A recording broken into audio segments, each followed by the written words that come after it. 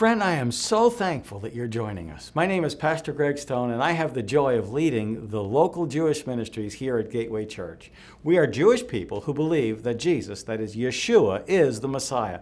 There are hundreds of us here at Gateway, but in a recent survey by Lifeway Research, they found there's 871,000 people who have a Jewish grandparent who attend a church in just the U.S. And we believe that a Jew does not give up being a Jew when he receives Jesus. The truth is that receiving the Jewish Jesus into my heart is the most Jewish thing that I ever did. Jesus is the most famous Jew who ever lived, and he never renounced his Judaism, and neither have we. Frankly, I became bar mitzvah by the vice president of the World Jewish Council just before I turned 13. But when I found Yeshua, that's when I really found joy in my Judaism. And so I've put together a team of Messianics who keep Passover. We have prepared these videos to help Jews, but really, especially Gentiles, who want to celebrate Passover, but they don't know how to get started. And so this is a ministry within a church. Many in the church world want to know, how do you celebrate Passover? And who better to show the church how to keep Passover than Jews who have accepted Jesus? And that's what we're doing here. Now, we are certainly not encouraging Jewish people to leave their synagogues. Whether a Jew accepts Jesus or not, we think that it is great that he or she goes to synagogue. We want to see synagogues flourish.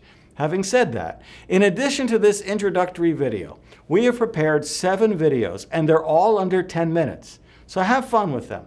Now, I've been celebrating Passover my whole life. For many of those years, I've participated in more than one Passover Seder.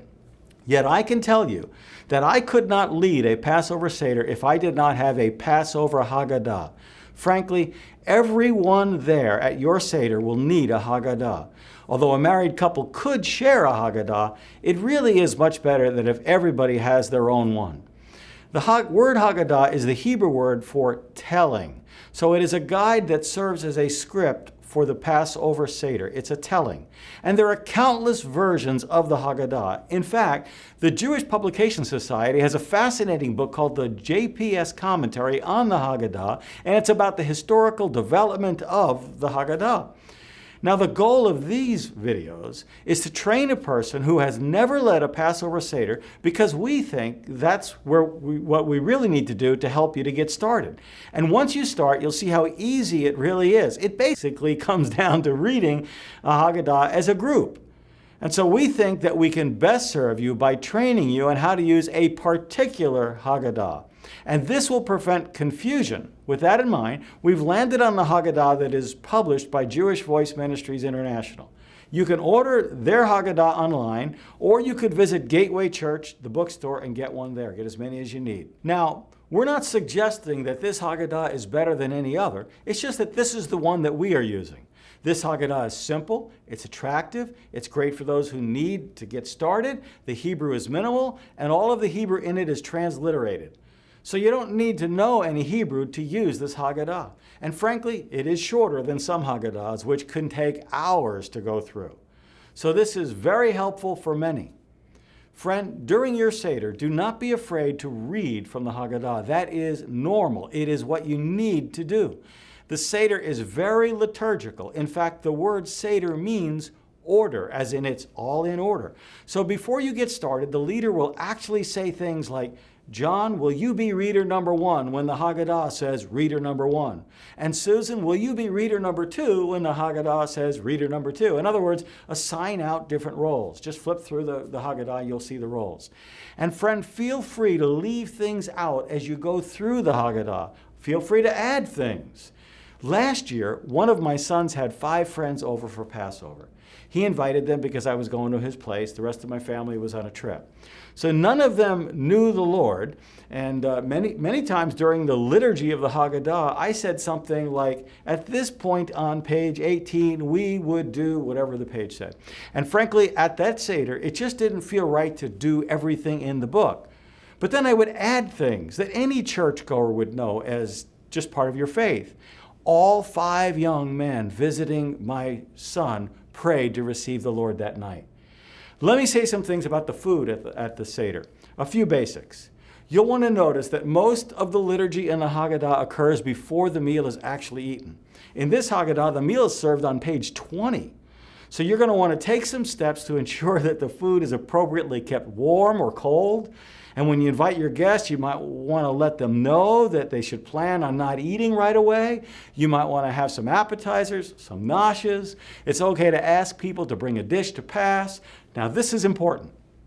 No bread, no yeast, no leaven. You'll be surprised where it shows up, like most pretzels have it. No exceptions to this idea of leaven. Not this night. This is also important. No pork, no shrimp, no lobster, no catfish, no bottom dwellers from the ocean, and no exceptions. Now what about mixing milk with meat? Orthodox Jews do not mix milk and meat. Many Jews, though, who consider themselves kosher do mix milk and meat. So you might want to pay attention to that. I eat milk and meat, but it's just about half the Jews do, half don't. What do people eat? Well, you will need matzah, and you can get that at many grocery stores around Passover time. Make sure that you have enough. Most people get a matzah pouch that's called a matzah tash. It's a good thing to have, but you could just as well use a cloth napkin that you fold. There's a video on the matzah you can watch. And then you'll need wine or grape juice. Most times people do not drink a whole cup for each of the 4 cups. They drink from the cup 4 times, but they might need to refill their cup over the Seder. Chicken or beef are commonly served, even turkey. Ashkenazi Jews do not eat lamb at a Passover Seder. They just have the lamb shank bone, which you'll see on one of the videos. Sephardic Jews do eat lamb, so that varies. You can Google Passover recipes and you'll find lots of them online. It's not hard. You'll need a couple of candles. There's a video on that. You'll need a Seder plate. There's a video on that. Everyone will need a wine glass, but they'll need a fancier glass or a goblet for the cup of Elijah. Again, there's a video on that. The traditional end to the Passover is Lashana Haba B'Yerushalayim, which means next year in Jerusalem. I hope to see you soon. Shalom.